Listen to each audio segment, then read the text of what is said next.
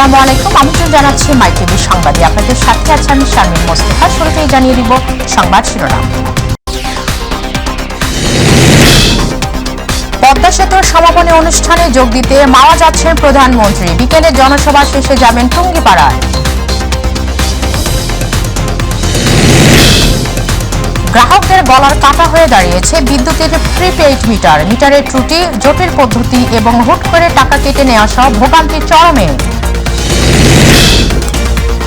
ময়দা ধানের গুঁড়ার সাথে কাঠের গুঁড়া মিশিয়ে তৈরি হচ্ছে শীর্ষ ব্র্যান্ডের গোখাদ্য।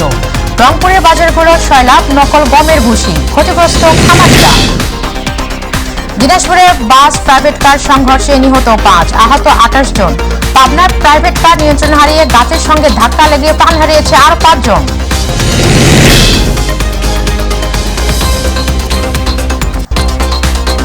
শুনছিলেন শিরোনাম। সংবাদে এছাড়াও থাকছে মাই টিভির শুক্রবারের সাপ্তাহিক আয়োজন রাজনীতির রাজনীতি।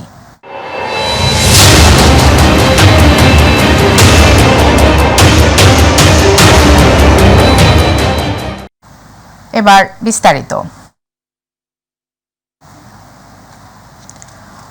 স্বপ্নের পদ্মা সেতুর সমাপনী অনুষ্ঠানে যোগ দিতে মাওয়া যাবেন প্রধানমন্ত্রী শেখ হাসিনা। অনুষ্ঠানে যোগদান শেষে বিকেলে সড়ক পথে টুঙ্গিপাড়ার উদ্দেশ্যে রওনা দেবেন। সন্ধ্যায় পিতৃভূমি টুঙ্গিপাড়া পৌঁছে জাতির পিতা বঙ্গবন্ধু শেখ মুজিবুর রহমানের সমাধিসৌধ বেদিতে পুষ্পস্তবক অর্পণ করে শ্রদ্ধা জানাবেন। পরে অংশ নেবেন দোয়া মোনাজাতে। শনিবার বঙ্গবন্ধুর বাল্য শিক্ষার বিদ্যাপীঠ টুঙ্গিপাড়া জিটি মডেল সরকারি প্রাথমিক বিদ্যালয়ে স্থাপিত বঙ্গবন্ধু কর্নারের উদ্বোধন করবেন প্রধানমন্ত্রী। পরে সেখানে এসব বঙ্গবন্ধুকে জানি শীর্ষক অ্যালবামের মোড়ক উন্মোচন করবেন। এরপর শিক্ষার্থীদের মাঝে শিক্ষা উপকরণ বিতরণ ও নবনির্মিত টুঙ্গিপাড়া মাল্টিপারপাস পৌর সুপারমার্কেট পরিদর্শন করবেন। এছাড়া দলীয় নেতাকর্মীর সঙ্গে শুভেচ্ছা বিনিময় সহ বেশ কয়েকটি কর্মসূচিতে অংশ নেবেন তিনি। প্রধানমন্ত্রীকে স্বাগত জানাতে আওয়ামী লীগের পক্ষ থেকে বিভিন্ন সড়কে ব্যানার ফেস্টুন টাটানো হয়েছে।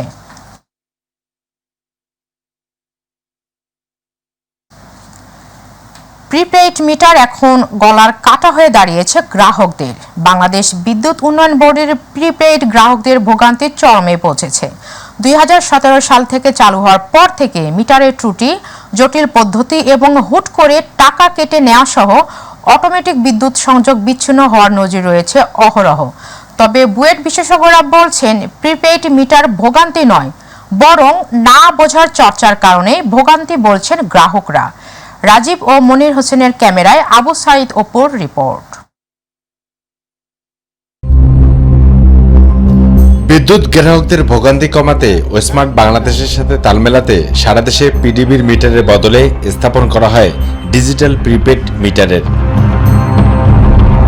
তবে মিটার এখন সুবিধার চেয়ে আর্থিক ক্ষতিসহ উল্টো ভোগান্তিতে পরিণত হয়েছে। টাকা থাকলে বিদ্যুৎ আর না থাকলে অন্ধকার। আর লোডশেডিং বিড়ম্বনার গল্প তো অনেক পুরনো। আর এছাড়াও ভোল্টেজ আপডাউন, প্রিপেড মিটারের ব্যাটারি নষ্ট হওয়া সহ নানা বিড়ম্বনা তো আছেই। সাথে যুক্ত হয়েছে মিটারে টাকা লোড করতে বাটন চেপে কোড দেওয়ার ভোগান্তি। 500 টাকা ঢুকালে আমি মিটারে প্রায় 350 টাকা ব্যাট ম্যাট এগুলো দেখায় আমার মিটার থাকে 350 টাকা। আমরা যদি 1000 টাকা ভরি মানে রিচার্জ করি, তাহলে দেখা যায় ভ্যাট নিয়ে যায় 28 টাকার মতো, রিবেট চার্জ নেয় 4 টাকা, বাকি চার্জ নেওয়া হলো রেন্টের। তো রেন্টটা আসলে কিসের? এটা তো আমাদেরই মিটার। তো আমাদের মিটার আমরা কি কেন ভাড়া দিব? সেটা টাকা ভরলে হয়তো টাকা কেটে নিয়ে যায়। এর কারণটা এখন যে মিটার লাগাতে আমাদের অনেক কষ্ট হয়ে গেছে, যে অনেক বিল বেশি আসে। আর এছাড়াও অনেক সময় 120 ডিজিটের কোড দেওয়া হয়, যা ইনপুট করা মারাত্মক কষ্টসাধ্য ব্যাপার। আর তাই অতিরিক্ত বিদ্যুৎ বিল নেওয়ারও অভিযোগ রয়েছে গ্রাহকদের। মিটারে ভরলাম 500 টাকা, ওইখান থেকে চলে গেল ধরেন 150 টাকা, তার রইল কত? 350 টাকা। তাহলে এই 150 টাকা আমরা কতদিন যাবত আমরা দিতে থাকবো? আমাদের এই যে টাকাটা কাটতেছে কতদিন অন্তত কাটবে এবং কতদিন পরে এই কাটাটা শেষ হবে, সেটা সরকারের কাছে আমার আবেদন। বিদ্যুতের টাকা আজকে ঢুকালে কালকে শেষ, 2 দিন বা 3 দিন চলে, 4 দিন চলে, এটা লাভ হয় কি? সরকারের কার্ড ঢুকে কি রিক্সাওয়ালা করে ভাত খাইতে দিব না, উপায়ে মারবো? 500 টাকা ভরলে বিদ্যুৎ থাকে আপনি যে 375 টাকা, 375 টাকা থেকে আমাদের কোনোভাবে চলে না। আজকে ভরতে গেলে আপনার মাত্র 2 দিন থাকে। অন্যদিকে প্রিপেড মিটারের প্রয়োজনীয় ও সর্বশেষ ব্যালেন্স সংকেত না পাওয়ার ফলে হুট করে বিদ্যুৎ সংযোগ বন্ধ হয় চরম ভোগান্তিতে পড়তে হয় বিদ্যুৎ গ্রাহকদের। তবে এটি ভোগান্তি নয়, বরং অতীতের বিদ্যুৎ বিল প্রদানের প্রথা থেকে বেরিয়ে আসায় অনেক গ্রাহক না বুঝেই দুষছেন প্রিপেড সিস্টেমকে বলে জানালেন বুয়েটের এই বিশেষজ্ঞ। দিলেন পূর্ণাঙ্গ ব্যাখ্যাও। আগের সিস্টেমে ডিমান্ড চার্জ যোগ হতো, আগের সিস্টেমে মিটার চার্জ যোগ হতো, আগের সিস্টেমে ডিউ যোগ হতো, অনেক কিছু যোগ হওয়ার পরে তারপরে এনার্জির একটা বিল আসতো। এখন যেটা হচ্ছে, আপনি যখন টাকা জমা দিচ্ছেন 500 টাকা বা 1000 টাকা, তখন সেখান থেকে আপনার ডিমান্ড চার্জটা কেটে রাখতেছে, তারপরে স্যাংশন লোডের জন্য, তারপরে মিটার চার্জ, এরকম অনেকগুলো চার্জ কেটে একটা টাকা আপনাকে দেখাচ্ছে। আপনি 500 টাকা জমা দিলেন, হয়তো 400 টাকা আপনাকে দেখালো আপনার এনার্জির ব্যালেন্স। সবাই ভাবতেছে 100 টাকা তো আমার হারায় গেল। 100 টাকা কিন্তু আগেও দিতে না। প্রিপেড মিটারে টাকা রিচার্জ করা মাত্রই কেটে নেওয়া হয় আনুষঙ্গিক খরচ, ভ্যাট ও ট্যাক্স। তবে প্রিপেড মিটার থেকে ইমার্জেন্সি ব্যালেন্স সর্বোচ্চ 100 টাকা নেওয়ার সুযোগ রয়েছে। তাই প্রিপেড মিটার আধুনিকতা নাকি ভোগান্তি, সেই প্রশ্ন উঠেছে সাধারণ মানুষের মনে। এখানে অ্যাওয়ারনেসের একটু অভাব আছে। এখানে হয়তো ইউটিলিটি কোম্পানিগুলো এই অ্যাওয়ারনেস নিয়ে কাজ করতে পারে যে আসলে কত টাকা কেটে যাচ্ছে। এটা নিয়ে গ্রাহক পর্যায়ে একটা অসন্তোষ আছে। তবে এসব ব্যাপারে কথা বলতে নারাজ ডেসকো, ডিপিডিসি, পল্লী বিদ্যুতায়ন বোর্ড, আরইবি বা পল্লী বিদ্যুৎ, পিডিবি, ওজো পার্টিকো ও নেসকো কর্তৃপক্ষ। অবস্থিত অপু, মাই টিভি, ঢাকা। এবার রাজনীতির রাজনীতি। সম্মেলন অনুষ্ঠিত হওয়ার দীর্ঘদিন পরে অবশেষে দলের সভাপতি শেখ হাসিনার কাছে জমা দেওয়া হয়েছে ঢাকা মহানগর দক্ষিণ আওয়ামী লীগের ওয়ার্ড থানার প্রস্তাবিত কমিটি জমা দেওয়ার পরই ঝড় উঠেছে নানা আলোচনা সমালোচনার। ইতিমধ্যেই কেন্দ্রীয় দপ্তরে দেওয়া হয়েছে লিখিত অভিযোগ। বলা হচ্ছে প্রস্তাবিত কমিটিতে জায়গা দেওয়া হয়েছে মাইম্যান এবং আর্থিক লেনদেন করা নেতাকর্মীদের, বঞ্চিত হয়েছে ত্যাগী নেতাকর্মীরা। অভিযোগের তীর মহানগর আওয়ামী লীগের শীর্ষ নেতাদের দিকে। সাইদুর রহমান আবিরের রিপোর্ট। সম্মেলন অনুষ্ঠিত হওয়ার পর দীর্ঘদিনেও করা হয়নি ঢাকা মহানগর দক্ষিণ অন্তর্গত থানা ও ওয়ার্ড আওয়ামী লীগ কমিটি। দলের হাইকমান্ড থেকে বারবার চাপ দেওয়ার পর অবশেষে দলের সাধারণ সম্পাদকের কাছে প্রস্তাবিত এই কমিটি জমা দেয় নগরের শীর্ষ 2 নেতা। আর এই কমিটি জমা দেওয়ার পরেই শুরু হয় তোলপাড়, জন্ম দেয় নানা আলোচনা সমালোচনার। দলের সভাপতি শেখ হাসিনার ধানমন্ডি রাজনৈতিক কার্যালয়ে জমা দেয়া হয় লিখিত নানা অভিযোগ। এতে উল্লেখ করা হয় প্রস্তাবিত কমিটিতে জায়গা দেয়া হয়েছে মাইম্যান, শীর্ষ 2 নেতার আত্মীয় এবং আর্থিক লেনদেন করা অনেক নেতাকর্মীদের, বঞ্চিত হয়েছে ত্যাগী দুর্দিনের নেতাকর্মীরা। তারা তাদের মাইম্যান আর কিছু টাকা পয়সা খেয়ে তারা মনে করেন যে মাদক ব্যবসায়ী, সন্ত্রাসী, চাঁদাবাজ এদেরকে মনে করেন যে লাইমলাইটে নিয়ে আসতে চাচ্ছে। এই ঢাকা মহানগর একদম অযোগ্য। এরা হাইব্রিড ছাড়া কিছু বুঝে না। যারা দলের নিবেদিত তাদের জন্য তারা নিবেদিত না। তাহলে আওয়ামী লীগ একটা দেউলিয়া সংগঠনে পরিণত হয়েছে, যে আওয়ামী লীগ করার মতো আর লোক নাই, একই ব্যক্তিকে 3টা পদ দিতে হবে। যে এখানে তো আপনি এটা এখন ওপেন সিক্রেট হয়ে গেছে টাকা পয়সা লেনদেনের বিষয়টা, যে কারো কাছ থেকে 10 লাখ, কারো কাছ থেকে 20 লাখ, শেষ মুহূর্তে যার কাছ থেকে এর চেয়ে বেশি পাওয়া গেছে তাকেও নাকি নাম প্রস্তাব করা হয়েছে। আর্থিক লেনদেন করেই অধিকাংশ নেতারা এই কমিটিতে জায়গা করে নিয়েছে বলেও অভিযোগ করেন তারা। এখানে আমাদের অভিযোগ যে বাস্তব ক্ষেত্রে যোগ্য নেতৃত্ব আসতেছেন না। 75টা ওয়ার্ডে 150 আর 48, অন্যগুলির কথা বাদে দিলাম। এরা যদি এরকম 20 লাখ, 30 লাখ, 40 লাখ, 50 লাখ টাকা দিয়ে যদি আসে, কত কোটি টাকা বাণিজ্য হয়েছে এখানে। আমি তাই অনুরোধ করব আওয়ামী লীগের সভানেত্রী বা প্রাণপ্রিয় নেত্রী, উনি যেন যাচাই বাছাই করে যোগ্য ব্যক্তিদেরকে ঠাঁই দেওয়া হোক। এমন অভিযোগ ভিত্তিহীন দাবি করে ঢাকা মহানগর দক্ষিণ আওয়ামী লীগের সাধারণ সম্পাদক হুমায়ুন কবির বলেন, দলের সভাপতি ও প্রধানমন্ত্রী শেখ হাসিনা যাচাই বাছাই করেই সিদ্ধান্ত নেবেন। অসত্য ভিত্তিহীন এগুলো প্রশ্ন আমার জীবনের যেগুলো। কমিটি নিয়ে এত অভিযোগের বিষয়ে বক্তব্য নেয়ার জন্য মুঠোফোনে বারবার চেষ্টা করেও রিসিভ করেননি সভাপতি আবু আহমেদ মান্নাফি। প্রস্তাবিত কমিটি যাচাই বাছাই করেই অনুমোদন দেয়া হবে, আর অনুমোদনের পরেই ঘোষণা করা হবে ঢাকা মহানগর উত্তর ও দক্ষিণ আওয়ামী লীগের সম্মেলনের তারিখ। এই কমিটিগুলা ওয়ার্ড এবং থানা কমিটি অনুমোদন হয়ে গেলেই মহানগর দক্ষিণ এবং উত্তরের সম্মেলনের তারিখ নির্ধারণ হবে। সাইদুর রহমান আবির, মাই টিভি, ঢাকা। ভোলার দৌলতখানে মেঘনা ও তেঁতুলিয়া নদীতে ইলিশের ভরা মৌসুম শুরু হলেও জেলেদের জালে মিলছে না কাঙ্ক্ষিত ইলিশ। ফলে প্রতিদিনই চরম হতাশা নিয়ে তীরে ফিরছেন জেলেরা। আশানুরূপ ইলিশের দেখা না পেয়ে ধার দেনা ও ঋণের কিস্তি পরিশোধ নিয়ে চিন্তিত তারা। প্রতিনিধি তানভীর আহমেদের রিপোর্ট, জানাচ্ছেন SM হামিম। ভোলার দৌলতখানে মেঘনা ও তেঁতুলিয়া নদীতে ভরা মৌসুমে সারাদিন জাল ফেলে জেলেদের জালে মিলছে না কাঙ্ক্ষিত ইলিশ। ইলিশ না পেয়ে চরম হতাশায় দিন কাটাচ্ছেন ভোলার মেঘনা উপকূলের প্রায় 2.5 লাখ জেলে। ইলিশের আশায় ধার দেনা ও এনজিও ঋণের কিস্তি পরিশোধ নিয়ে অনেকটাই বিপাকে পড়েছেন তারা। এইবারকার মতন এত মাছ কম জীবনও দেখি নেই। আমাকে জালিয়াগো খুব একটা নদীতে ইন টোটাল মাছ কম।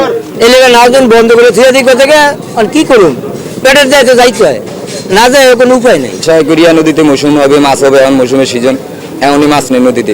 ইলিশ সংকটে আড়তদারদের চোখে দুশ্চিন্তার ছাপ। অন্যান্য বছর এমন সময় ইলিশের সরবরাহ পর্যাপ্ত থাকলেও এবছর তা কমে গেছে বলে জানায় তারা।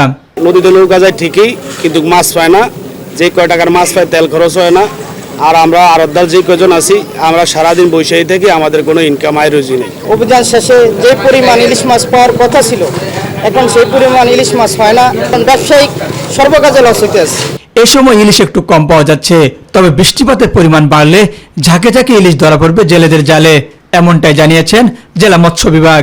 তো আমরা এখনো প্রত্যাশা করছি, যেহেতু এদিকে আমরা দেখতে পাচ্ছি মেঘলা আছে এবং মৌসুমী বৃষ্টি শুরু হবে আশা করি, তো আসলে বৃষ্টিপাত বেশি হলে মাছ কিন্তু আসবে, এটা আমরা ধরে নিচ্ছি। এবছর ইলিশ উৎপাদনের লক্ষ্যমাত্রা নির্ধারণ করা হয়েছে 1,82,000 মেট্রিক টন।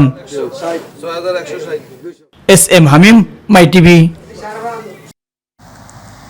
ভেজাল গো খাদ্যে ছেয়ে গেছে রংপুরের বাজারগুলো।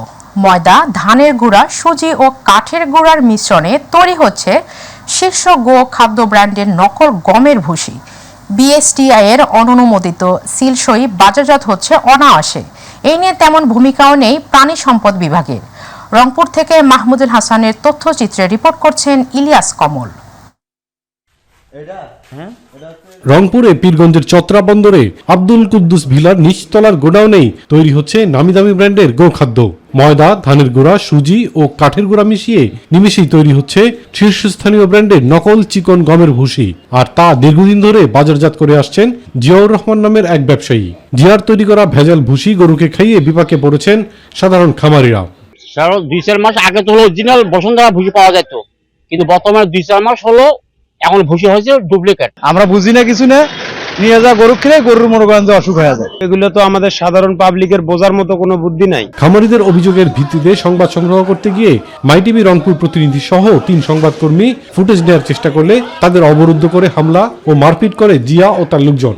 ছিনিয়ে নেয় সংবাদকর্মীদের ব্যবহৃত ক্যামেরা ও মোবাইল ফোন।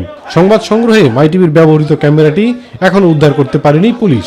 ঘটনার সুষ্ঠু তদন্ত ও দায়ীদের দৃষ্টান্তমূলক শাস্তির দাবি জানান সাংবাদিক নেতারা। ভেজাল যারা করে তাদের সকলের বিরুদ্ধেই খুব দ্রুত ব্যবস্থা নেওয়া উচিত। হামলা সহ সাংবাদিকরা যারা ক্ষতিগ্রস্ত হয়েছে, আমরা এর দৃষ্টান্তমূলক শাস্তি দ্রুত সময়ের মধ্যেই আসলে আশা করছি। এই ঘটনায় খামারিদের লিখিত অভিযোগের ভিত্তিতে অভিযান পরিচালনা করে ওই ব্যবসায়ীর 3টি গোডাউন সিলগালা সহ মামলা দায়ের করেছে রংপুর BSTI। এমন নকল ভুসি বাজারে বেড়ে যাওয়ায় বিপাকে পড়েছে ব্যবসায়ীরা। কেউ বেচে 2,000 টাকা, কেউ বেচে 1,900 টাকা। আমরা যখন 2,800 টাকা চাই, তখন কাস্টমারই বলে যে ওখানে 2,200 টাকা বা 2,000 টাকা চাচ্ছে, আপনারা 2,800 টাকা চাচ্ছেন।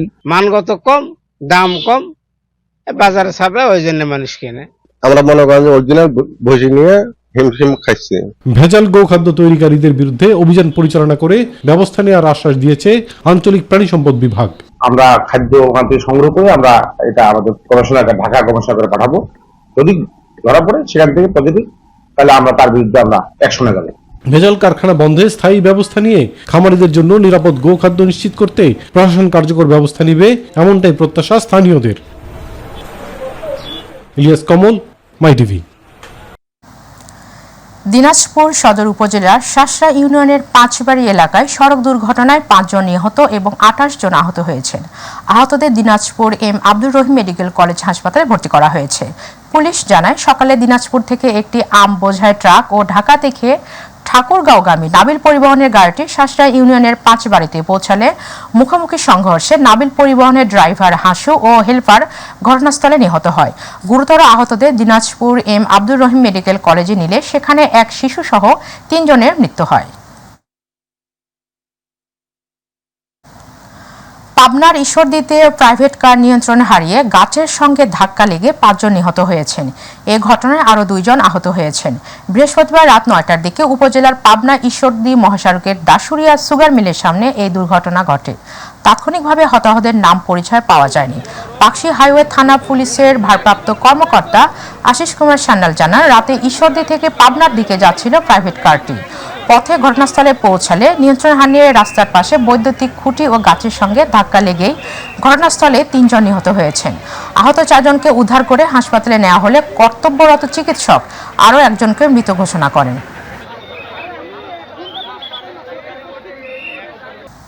সংবাদের শেষ প্রান্তে আমরা যাবার আগে আরও একবার জানিয়ে দিচ্ছি সংবাদ শিরোনামগুলো।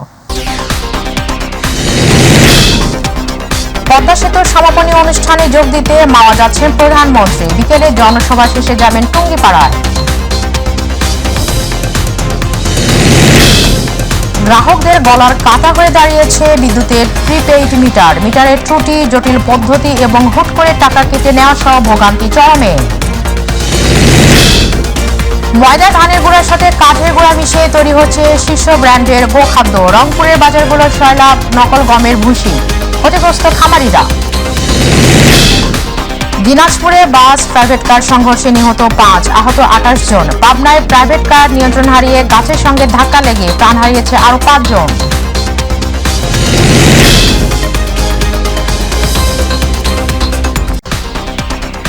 এতক্ষণ সঙ্গে থাকার জন্য ধন্যবাদ। এছাড়া ইউটিউবে মাই টিভি সংবাদ পেতে ভিজিট করুন youtube/mytvbd নিউজ এবং আমাদের অনুষ্ঠান দেখতে ভিজিট করুন youtube/mytv বাংলা ও facebook/mytv বাংলা। পরবর্তী সংবাদ দেখার আমন্ত্রণ জানিয়ে বিদায় নিচ্ছি। আল্লাহ হাফেজ।